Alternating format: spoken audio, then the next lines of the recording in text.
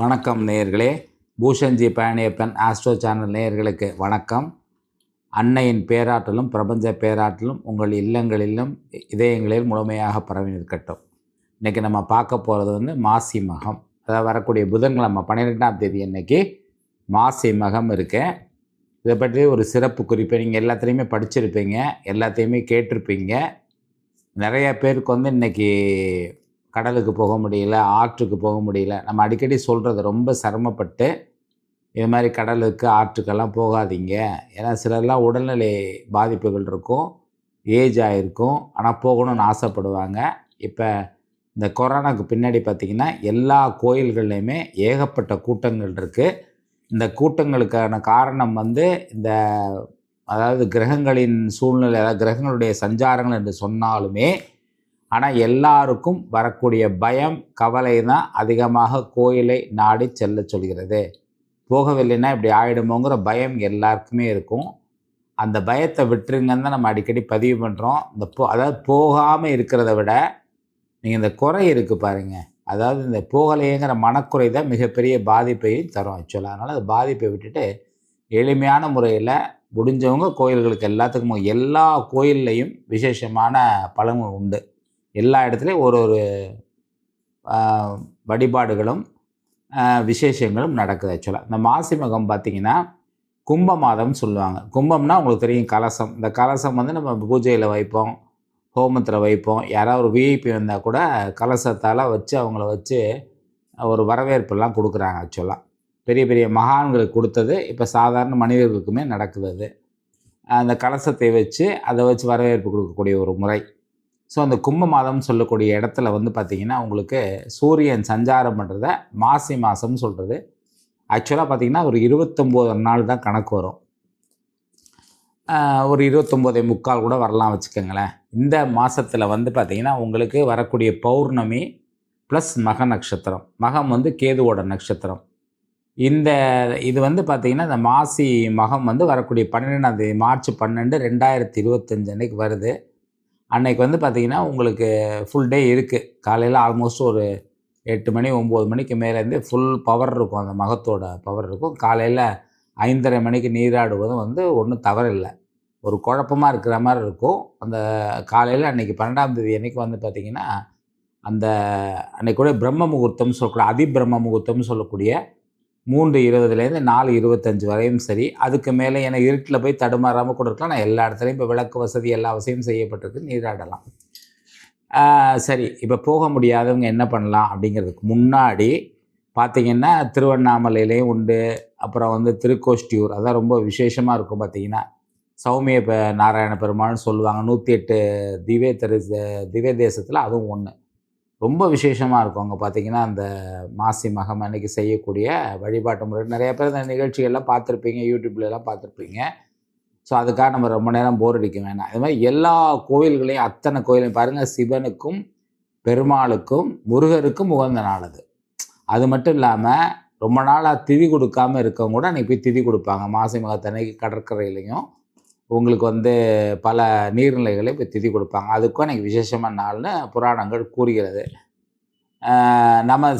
நமக்கு முரண்பட்ட கருத்துக்கள் இருந்தால் கூட நம்ம எதுக்கும் அது எதிர்ப்பெல்லாம் கிடையாது. நம்ம எதிர்க்கிறதுனால என்ன நடந்திருப்போம், ஒரு சின்ன ஒரு ஊசி முனை அளவு தான் இருக்கும். பார்த்திங்கன்னா அது எதிர்ப்பெல்லாம் நம்ம எப்பவுமே கிடையாது, எதுக்குமே கிடையாது. அன்றைக்கி நம்ம சொல்கிறது சில விஷயங்கள் சொல்லியிருக்கோம் நிறைய நிகழ்ச்சிகளில். அன்றைக்கி செய்கிறவங்க அதையும் செய்யலாம்.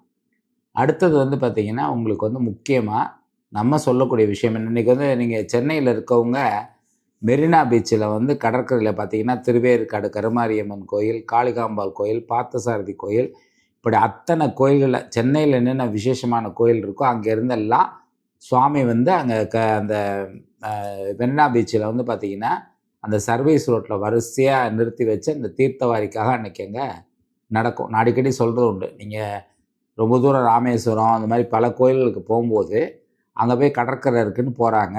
நம்ம மெரினா பீச்சில் கூட இருக்குது. ஆனால் மெரினா பீச்சில் போய் குளிக்க போனால் விளையாட்டு, பாதுகாப்பு கொஞ்சம் கம்மியாக இருக்கலாம். அந்த தண்ணீருக்கும் அதே சக்தி தான் இருக்குதுங்க. கடல் தண்ணிக்குன்னு ஒரு விசேஷ சக்தி உண்டு.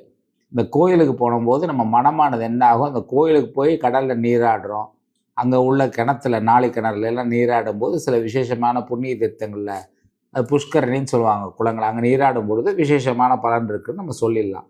ஆனால் அதே நேரத்துக்கு இப்போ மெரினா பீச்னே அது நடந்துக்கிட்டு தான் இருக்குது. சரி, இதெல்லாம் இப்படி ஒரு பக்கம் எல்லா சென்னையில் உள்ள அத்தனை கோயிலுங்க வந்துடும். கடலூரில் பார்த்தீங்கன்னா அங்கே உள்ள கடற்கரைக்கு வந்துடும், பக்கத்து ஊர்லேருந்தெல்லாம் அங்கே வருவாங்க. அது மாதிரி ஒவ்வொரு ஊர்லேயும் பார்த்தீங்கன்னா அதே மாதிரி பாண்டிச்சேரியிலே அது நடக்குது. பக்கத்தில் உள்ள கிராமங்கள்லேருந்தெல்லாம் வருவாங்க. பாண்டிச்சேரியில் விசேஷமாக இருளர்கள் வந்து அன்றைக்கி கொண்டாடி அன்றைக்கி வந்து காது குத்துறது, முடி இறக்குதல், இது மாதிரி எல்லா விசேஷமான பலன் செய்வாங்க. அதனால் அத்தனை சுவாமிகளையும் வழிபடக்கூடிய ஒரு நாளாக இந்த மாசி மகம் ஒரு விசேஷமான நாளாக அமைகிறது. முருகனுக்கு மிக மிக உகந்த மாதம். இந்த மாதத்தில் வந்து பார்த்திங்கன்னா நிறையா பெண்கள் வந்து வெள்ளிக்கிழமை அன்னைக்கு தாலி சரடை மாற்றுவார்கள். அதனால வந்து அவங்களுடைய நம்பிக்கை என்ன அப்படின்னா, மிகப்பெரிய நம்பிக்கை வந்து கணவருக்கு நீண்ட ஆயுள் பாவத்தை கொடுக்குங்கிற ஒரு நம்பிக்கை. அதுக்கு ஒரு இது கூட சொல்லுவாங்க பார்த்தீங்கன்னா, மாசிச்சரடு பாசி படரும்பாங்க. அப்போ பாசி படற அளவுக்கு அந்த தாலிச்சரடு நிலைத்து நிற்கும்னு சொல்லிட்டு வெள்ளிக்கிழமையில் காலை நேரத்தில் அந்த சுக்கிர ஹோரையில் வந்து அதை வந்து யாராலையோ ஜெபம் பண்ணி தர சொல்லியோ, இல்லைன்னா வந்து கடற்கரைக்கு போய் நீர்நிலைகளுக்கு போயோ அந்த தாலி சடரை வந்து எந்த அவங்க குறிப்பிட்ட குலதெய்வத்தை வேண்டியோ இல்லை அம்பாளை வேண்டியோ அந்த தாலி சடை அணிந்து கொள்வார்கள். அதுவும் மாசி மாதத்தில் விசேஷமாக கருதப்படுகிறது. மாசி மாதம் ஃபுல்லாகவே ஒரு நல்ல ஒரு வைப்ரேஷன் உள்ள மாதம். இது வந்து ஒரு நல்ல சக்திகள் வந்து மின்காந்த அலைகள் வந்து உடம்பு முழுக்க பரவக்கூடிய ஒரு நாளாக அன்றைக்கும் அந்த மாதம் முழுவதுமே இருக்கிறது. சரி, இப்போ வந்து பார்த்திங்கன்னா நம்ம என்ன செய்யலாம்? நிறைய பேர் நம்ம எப்பவுமே சொல்லுவோம், போக முடியாதவங்களுக்காகவே நம்ம வந்து சில எளிய பரிகாரங்களை சொல்கிறது. நிறைய பேர் வந்து கொஞ்சம் வேலைகளும் இருக்கும், அன்றைக்கி அலுவலகம் போக வேண்டியதாக இருக்கும், முக்கியமான வேலைகள் இருக்கும், அன்றைக்கி ரிஜிஸ்ட்ரேஷன் வச்சுருப்பாங்க. அப்படிலாம் இருக்கும்போது நம்ம என்ன செய்யலாம்னா, இயன்றவர்கள் ஆற்று தண்ணியோ அல்லது கடல் தண்ணியோ இல்லை புண்ணிய தீர்த்தங்கள்லேருந்து தண்ணியோ கொண்டாந்து வச்சுக்கலாம். வச்சுருந்தீங்கன்னா அது ஓகே தான். காசிலேருந்து தீர்த்தம் கொண்டாந்து வச்சா கூட ஒன்றும் தப்பு இல்லை. அந்த தீர்த்தத்தை உங்கள் வீட்டில் உள்ள கலசத்தில் நிரப்புங்க. கலசத்தில் நிரப்பிட்டு அதுக்கு மாவிலைகளும் தேங்காயும் வச்சுருங்க. எல்லாருக்குமே இப்போ கலசம் வைக்க தெரியும். அதை வச்சுட்டு அன்னைக்கு வந்து நீங்கள் தேவாரம், திருவாசகம், முருகனுடைய சண்முக கவசம், கந்தஷ்டி கவசம் வந்து நிறைய பேருக்கு வந்து அது அன்றைக்கி செட் ஆகாதுங்க. ஸோ சண்முக கவசம், அப்புறம் வந்து பகை கடிதல், பாமன் சுவாமி எழுது பகை கடிதல், அப்புறம் வந்து பாமன் சுவாமி சண்முக கவசம், இது எல்லாமே நீங்கள் வந்து படிக்கலாம் முடிஞ்சதை. மூல மந்திரங்கள்னால் முருகப்பெருமானுடைய மூல மந்திரங்கள், அது வந்து மாசி புராணம், இந்த மாதிரி விஷயங்கள் எல்லாமே நீங்கள் முடிஞ்சதை படித்து வீட்டில் அன்றைக்கி விளக்கேற்றி வச்சு வாசலில் அதிகாலையில் 2 தீபங்கள் புது மண்ணகல் விளக்கை ஏற்றிடுங்க. ஏற்றிட்டு அதில் நல்லெண்ணெய், நெய் இது போன்ற எண்ணெய்களை பயன்படுத்தலாம். கொஞ்சம் சாம்பிராணி புகை, நல்ல சுத்தமான சாம்பிராணி வாங்கி புகை, அதோட வந்து கொஞ்சோண்டு இது சேர்த்துக்கங்க, மருதாணி விதைகளை சேர்த்து, கொஞ்சம் வெண்கடுகு லைட்டாக கொஞ்சோண்டு வெண்கடுகு சேர்த்து நல்ல சாம்பிராணி புகை போட்டு அந்த தீர்த்தத்தில் வந்து பச்சை கற்பூரம், ஏலக்காய், வெட்டி வேர், விளாமிச்சை வேர் இதெல்லாம் சேர்த்துருங்க. ஒரே ஒரு சிட்டிகை அளவு மஞ்சள் போட்டு அந்த கலசத்தை மாவிலைகளோடு வச்சு தேங்காய்க்கு நல்லா மஞ்சள் தடவி குங்குமம் வைத்து விட்டு என்ன சுவாமியை வழிபடுறீங்களோ அந்த சுவாமி அந்த கலசத்தில் இருப்பதாக மனமாற மனப்பூர்வமாக இதான் சொல்லுவாங்க. இப்போ கணபதி வந்து நீங்கள் வந்து ஆவாகனம் பண்ணுறீங்கன்னா கணபதியோட மூல மந்திரத்தை சொல்லி பாருங்க, ஓம் ஸ்ரீம் க்ரீம் க்ளீம் க்ளோம் கம் கணபதியே வரவரத சர்வஜனமே வசமானய சுவாகா ஸ்ரீ மகா கணபதி தியாயாமி ஆவாகயாமின்னு சொல்லுவாங்க. ஸோ அதுபோல் நம்ம என்ன ஒரு